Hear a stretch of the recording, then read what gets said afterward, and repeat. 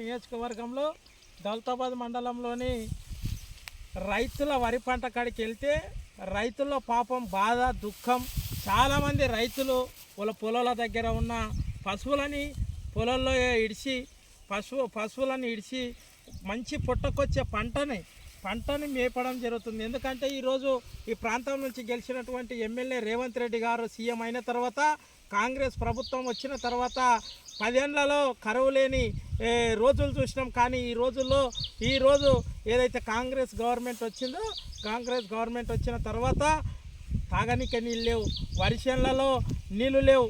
వర్షాల దగ్గరకు వచ్చినాం, వరి పంట పొట్టకొచ్చింది. ఈయన టైంలో కనీసం రైతుల పాపము ఇడిచిపెట్టి బోర్లు వేసుకుంటూ ఇదివరకే ఈ పొలమైన రైతు ఒక 5 బోర్లు వేస్తే 5 బోర్లు పడలేదు. కానీ ఇక్కడున్న సీఎం గారు ఇక్కడున్న పంట ఎండిపోతుంటే ఎండిపోయిన పంటకు ఇక్కడ మీరు రైతులకు రుణమాఫీ చక్కగా చేయలేదు, రైతు బంద్ ఇవ్వలేదు. కానీ ఈరోజు రైతుల గోస చూస్తుంటే మన కోడంగల్ నియోజకవర్గంలో అత్యధిక పంటలు ఎండుతున్నాయి. మన కోడంగల్ నారాయణపేట ఎత్తిపోతల పథకం అన్నావు ఎక్కడుంది?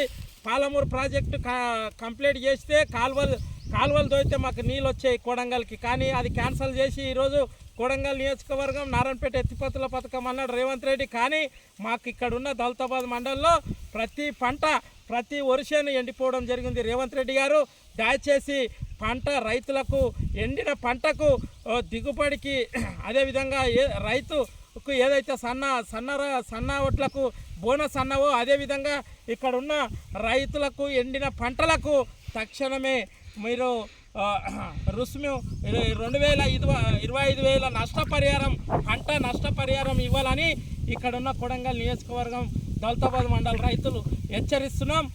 రేవంత్ రెడ్డి గారు ఒక్కసారి మా రైతులను మా ప్రజలని ఒక్కసారి ఇక్కడ చూడండి.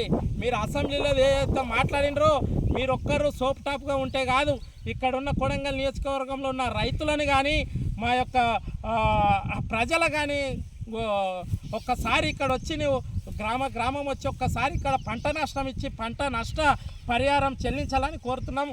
ఎందుకంటే మేము గ్రామాల్లో తిరుగుకుంటూ పోతుంటే ప్రతి ఒక్క రైతు గోస పాపం. ఈ కాంగ్రెస్ గవర్నమెంట్కు కాంగ్రెస్ వస్తే ఏదో ఏమో ఇస్తుంది అనుకున్నారు. కానీ ఓట్లు వేసుకొని నీవు హైదరాబాద్లో ఏసీ కార్లలో తిరుగుకుంటూ ఉత్త మాటలు చెప్పి జూట మాటలు చెప్పి స్కూటీలు అన్నావు అది అన్నావు. కానీ ఇక్కడ ఉన్న రైతులు చూడు పాపం, వాళ్ళ కంట్లలో నీళ్ళు. రైతే రాజ్యం, రైతు బాగుపడితే అందరం బాగుపడతా అని ఏదేదో పెద్ద సభల్లో మాట్లాడినావు రేవంత్ రెడ్డి. మా రైతుల యొక్క పొలాలు చూడు అన్నీ ఎండిపోయి పశువులను మేపుతున్నారు. దయచేసి ఇక్కడ వచ్చి పంట నష్టం ప్రతి ఒక్క రైతుకు 25,000 పంట నష్టం ఇవ్వాలని మనవి చేస్తూ ఈ రైతులకు మంచి చేసినోళ్ళే దేశంలో బాగుపడ్డారు.